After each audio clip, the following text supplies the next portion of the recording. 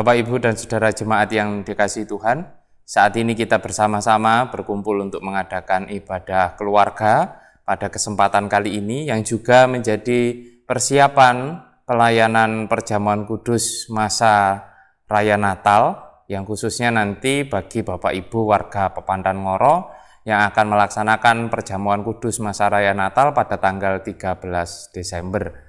Mari saat ini ibadah keluarga kita yang juga sekaligus menjadi persiapan perjamuan kudus ini bersama-sama kita mulai dengan kita bersatu hati, kita masuk di dalam saat teduh. Mari kita bersama-sama bersaat teduh.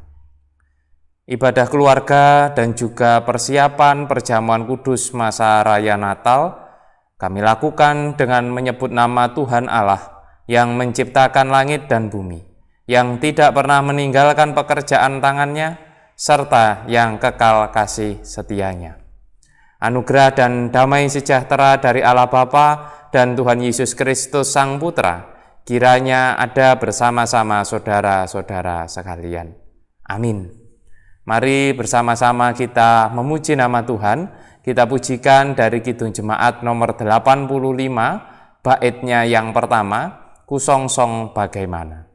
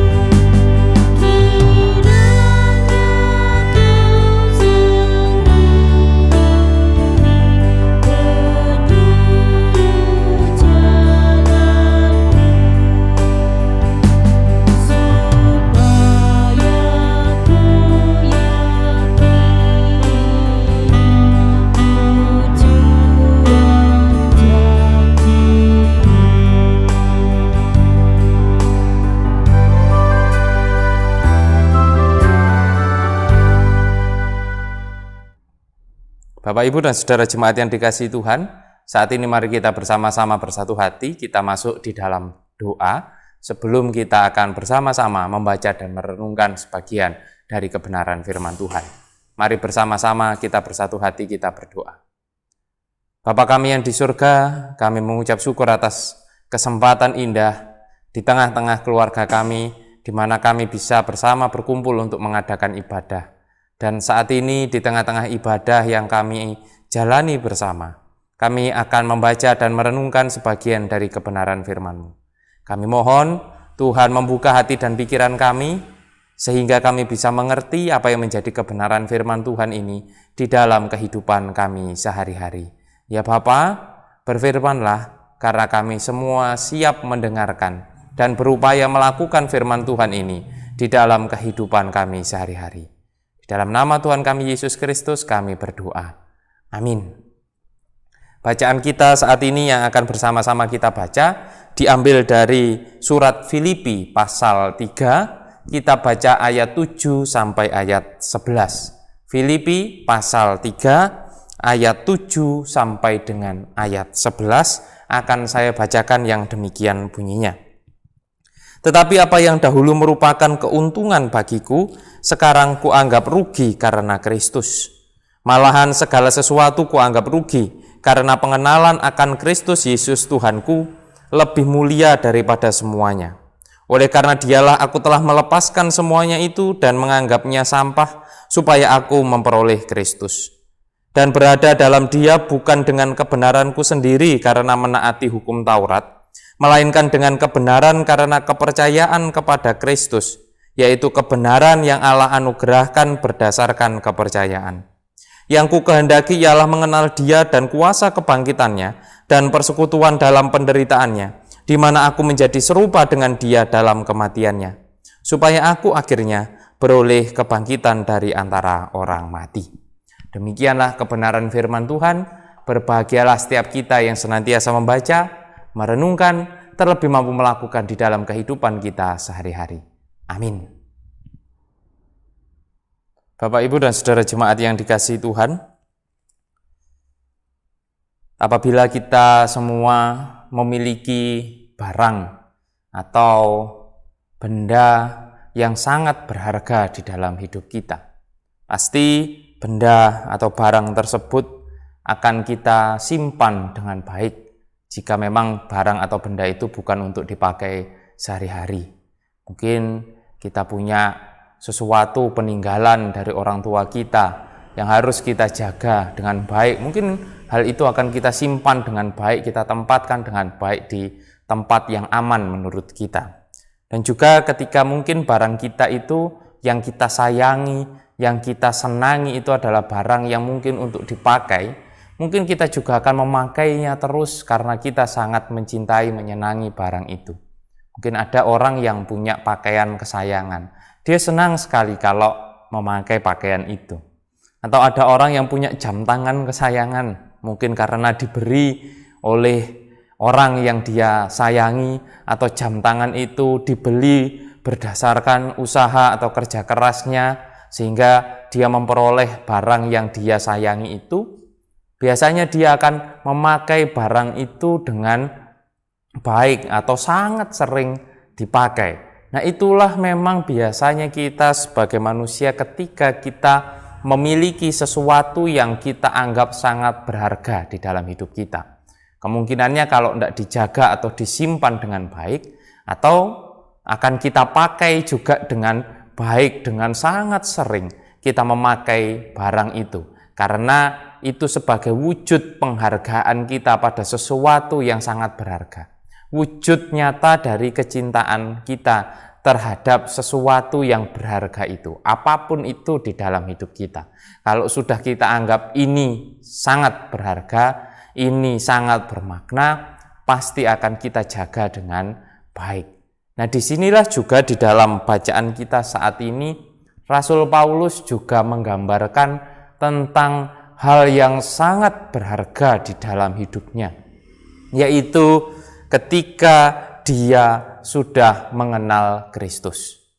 Dia sadar bahwa pengenalan dia akan Kristus ini adalah sebuah hal yang sangat berharga bagi dia. Sebelum Paulus menjadi Paulus, ketika dia masih menjadi Saulus, dia memiliki banyak hal. Dia memiliki kekuasaan, dia memiliki kedudukan, dia memiliki kekayaan, dia memiliki kenyamanan di dalam hidupnya. Tetapi seperti yang dikatakan di dalam bacaannya ini tadi, Rasul Paulus bahkan menganggap semuanya itu sebagai sampah ketika dia sudah mengenal Kristus. Nah, hal ini yang menarik. Kenapa pengenalan akan Kristus yang dialami oleh Paulus menjadi hal yang sangat berharga di dalam dirinya. Dia menganggap bahkan yang lain-lain sudah tidak penting. Yang terpenting bagi Paulus adalah pengenalan kedekatan dia kepada Kristus. Nah, di sini kita dapat melihat seperti yang tadi tertulis di ayat yang ke-11, supaya aku akhirnya beroleh kebangkitan dari antara orang mati. Nah, inilah yang menjadikan Rasul Paulus menganggap bahwa pengenalan akan Kristus ini adalah hal yang sangat penting. Karena melalui Kristus, melalui mengenal Yesus, Rasul Paulus meyakini memiliki kehidupan yang kekal setelah dia mati. Kebangkitan dari antara orang mati ini yang dimaksudkan sebagai kehidupan yang kekal yang dia bisa miliki ketika dia mengenal Kristus. Ketika dia kemudian memiliki Kristus di dalam hidupnya. Sehingga segala sesuatu yang dia miliki sebelumnya, yang sifatnya hanya menjamin dia selama di dunia, memberikan kenikmatan dan kenyamanan bagi Rasul Paulus selama di dunia, itu menjadi bukan hal yang terpenting lagi. Karena yang terpenting bagi Rasul Paulus adalah, dan Rasul Paulus sudah menyadari, bahwa ada kehidupan setelah mati. Dan disitulah melalui Tuhan Yesus, Rasul Paulus memiliki keyakinan akan masa depannya, bahwa dia akan mendapatkan kehidupan yang kekal. Nah, proses yang dijalani Rasul Paulus ini, perubahan yang dia alami sejak Saulus kemudian menjadi Paulus, inilah yang proses panjang yang dia jalani, dan pada akhirnya saat itu ketika dia sudah menjadi Paulus, dia menempatkan Kristus di dalam dirinya sebagai hal yang sangat penting di dalam kehidupannya. Sehingga dia terus-menerus mengingat Tuhan di dalam kehidupannya. Bahkan Rasul Paulus tidak segan-segan meskipun dia harus menderita, dia harus mengalami banyak tantangan dan banyak cobaan, itu tidak pernah menyurutkan semangatnya untuk terus mendekatkan dirinya kepada Kristus. Tidak kemudian membuat Rasul Paulus kehilangan rasa syukurnya kepada Tuhan, karena dia sudah menyadari juga bahwa melalui pengenalannya akan Kristus inilah dia merasa memiliki masa depan, yaitu dia merasa bahwa kemudian dia dijamin akan kehidupan kekal di masa yang mendatang. Nah, inilah jadi memang sifat dasar kita sebagai manusia semua. Ketika kita mendapatkan sesuatu yang berharga, itu akan kita genggam erat, kita jaga dengan baik. Seperti Paulus ketika menganggap pengenalannya akan Kristus ini adalah sesuatu hal yang sangat berharga. Lalu bagaimana dengan kita? Kita yang saat ini sudah mengenal Kristus, hidup bersama-sama di dalam sebuah anugerah yang luar biasa, yaitu kita dijamin keselamatan kita. Masihkah kita seperti Paulus, menyadari bahwa Kristus ini adalah hal yang terpenting dalam hidup kita, yang terus kita jaga, yang terus harus kita miliki di dalam kehidupan kita? Mari kita sadari dalam hidup kita. Maka dari itu di momen masa Advent ini, di masa-masa kita menantikan kedatangan Tuhan yang kedua kalinya ini, menjadi peringatan Advent ini, kita diajak bersama untuk menyadari kembali, supaya kita mengintrospeksi diri kita, supaya kita bisa menempatkan Kristus di tempat yang terpenting di dalam hidup kita.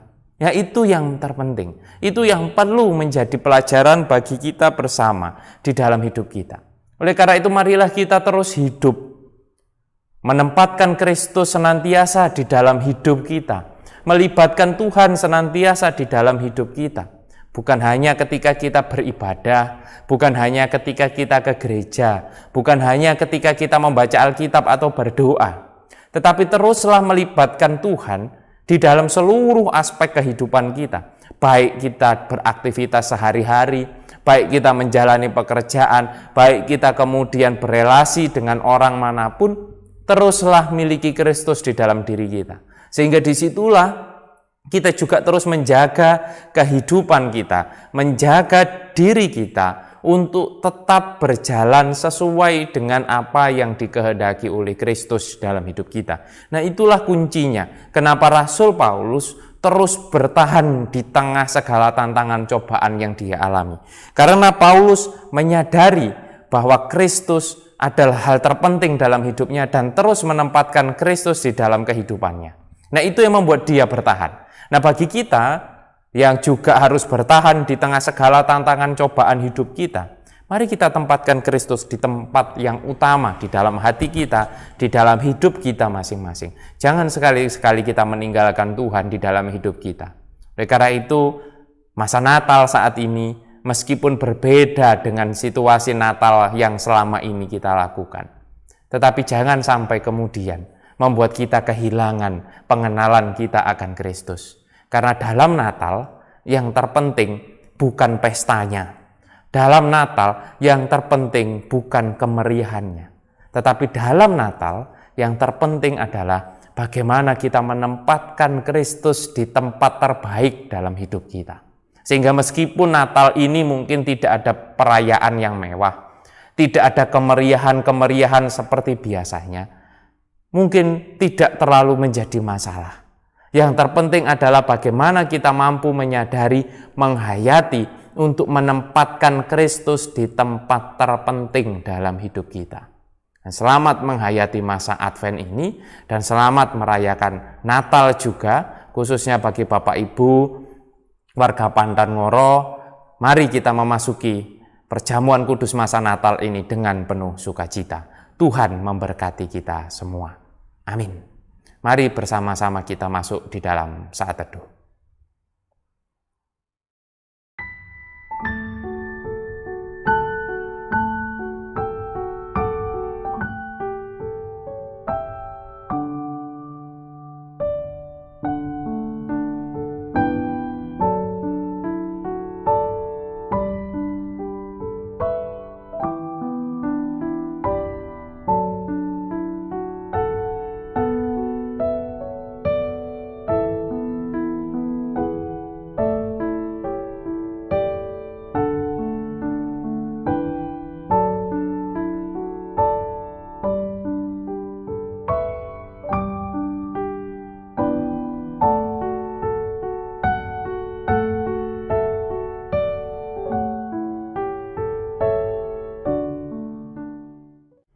Bapak, Ibu, dan Saudara yang dikasihi Tuhan, kini mari kita bersama-sama memuji nama Tuhan. Kita pujikan dari Kidung Jemaat nomor 81, kita pujikan bait 1 dan bait yang kelima, O datanglah Immanuel.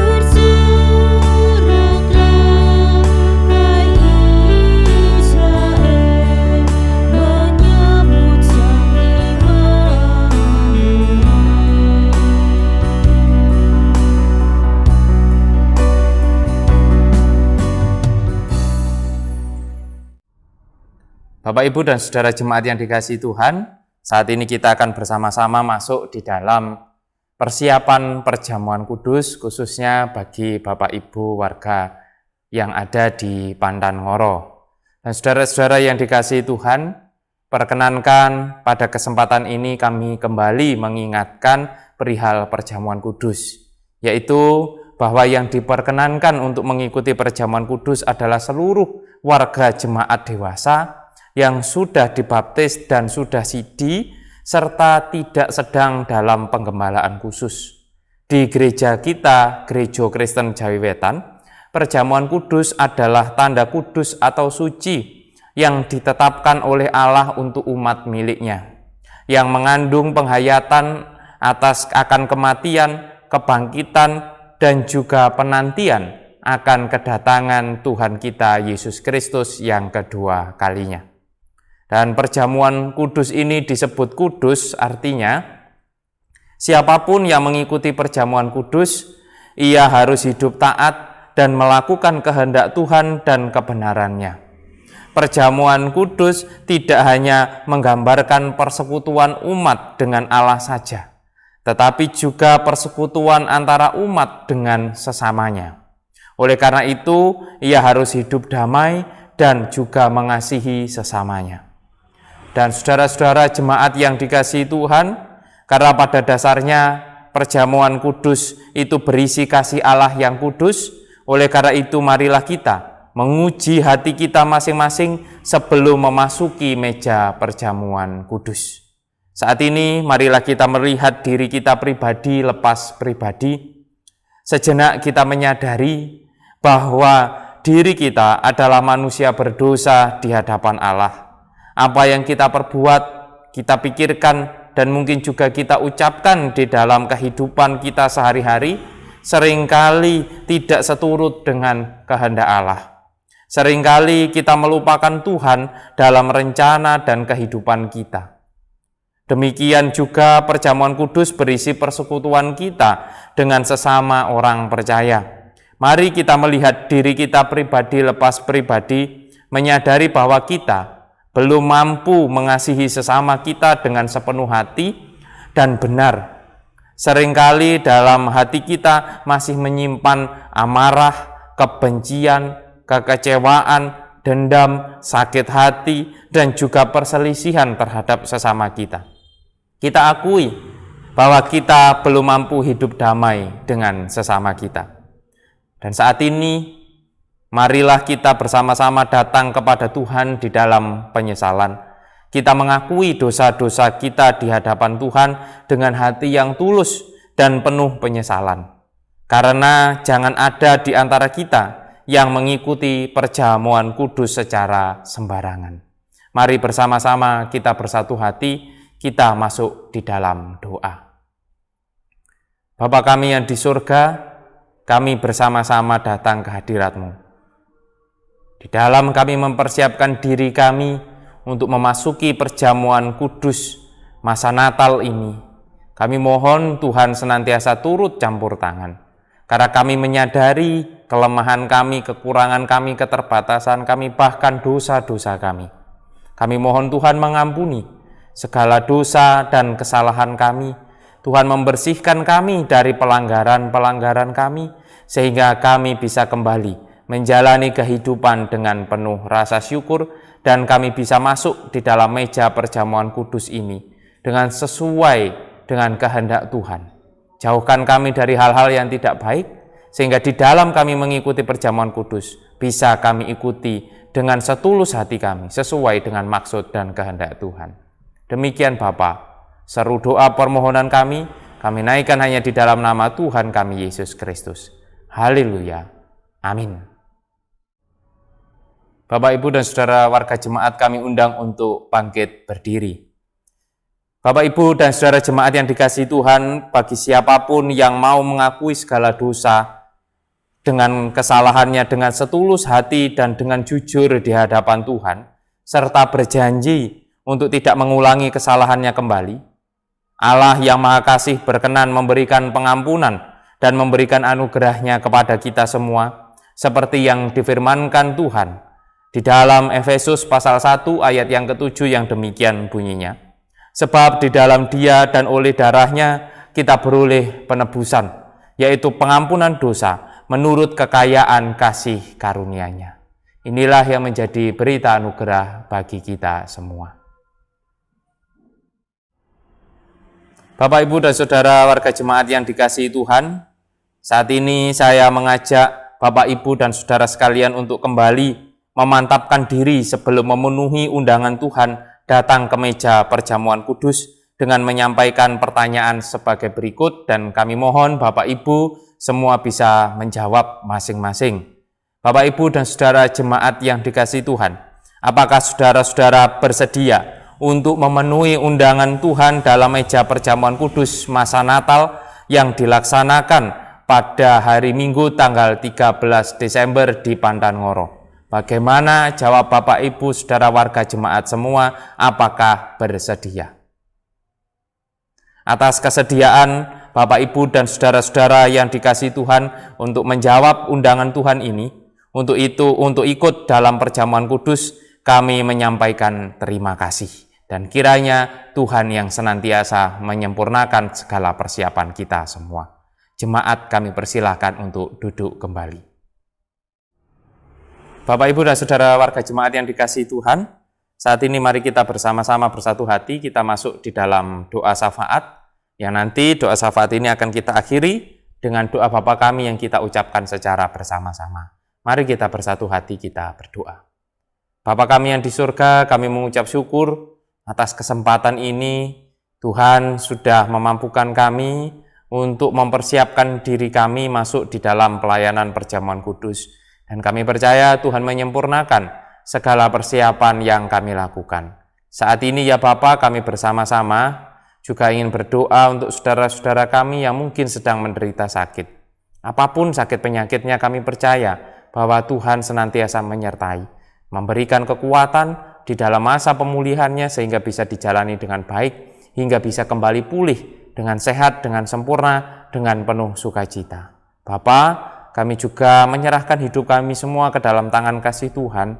Di dalam situasi pandemi ini, kami mohon Tuhan senantiasa menguatkan kami, memberikan kami kesehatan, memberikan kami kelancaran di dalam kami menjalani kehidupan, sehingga kami tetap bisa menjalani hidup kami dengan baik. Di tengah segala tantangan pergumulan yang mungkin kami alami di dalam situasi sulit ini, baik di dalam pekerjaan kami, ataupun di dalam kehidupan kami sehari-hari. Kami mohon Tuhan senantiasa menyertai dan memampukan kami untuk terus bisa menjalani hidup kami dengan baik sesuai dengan maksud dan kehendak Tuhan. Ya Bapa, kami juga ingin berdoa untuk seluruh warga jemaat, khususnya yang ada di Jemaat Mojosari ini. Mulai warga anak sampai dengan warga dewasa, kami mohon Tuhan senantiasa memberkati, menyertai di dalam kehidupan kesehariannya, di dalam seluruh aktivitas yang dilakukan. Kami percaya Tuhan senantiasa menjaga, menolong, dan juga menyertai.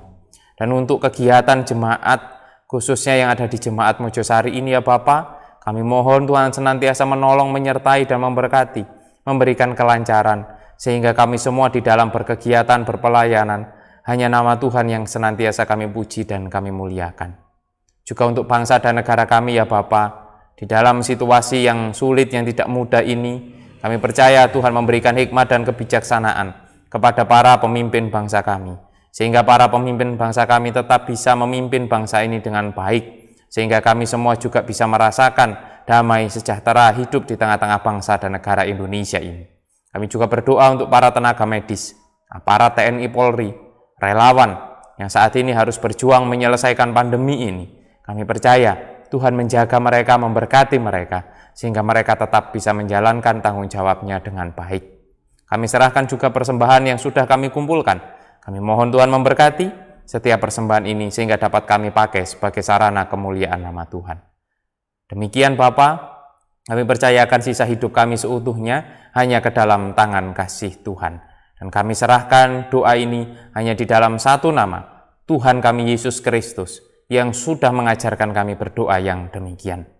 Bapa kami yang di surga, dikuduskanlah namamu, datanglah kerajaanmu, jadilah kehendakmu di bumi seperti di surga. Berikanlah kami pada hari ini makanan kami yang secukupnya, dan ampunilah kami akan kesalahan kami, seperti kami juga mengampuni orang yang bersalah kepada kami. Dan janganlah membawa kami ke dalam pencobaan, tetapi lepaskanlah kami daripada yang jahat, karena Engkaulah yang mempunyai kerajaan dan kuasa dan kemuliaan sampai selama-lamanya. Amin. Bapak, Ibu, dan Saudara jemaat yang dikasihi Tuhan, mari bersama-sama kita memuji nama Tuhan. Kita pujikan dari Kidung Jemaat nomor 408, bait 1 dan bait yang ketiga, Di Jalanku Ku Diiring. Di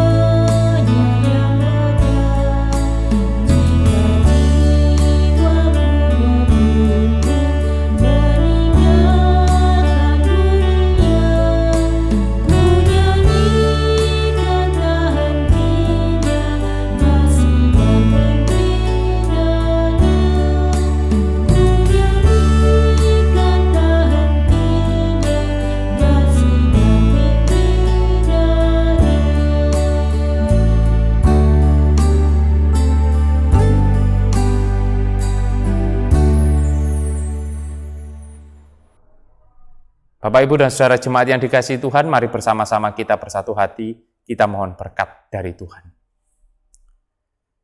Allah Bapa Sang Sumber Berkat, Yesus Kristus sumber keselamatan dan kasih karunia, Roh Kudus sumber kekuatan dan penghiburan, kiranya senantiasa menyertai dan memberkati saudara-saudaraku sekalian, mulai saat ini sampai selama-lamanya. Amin.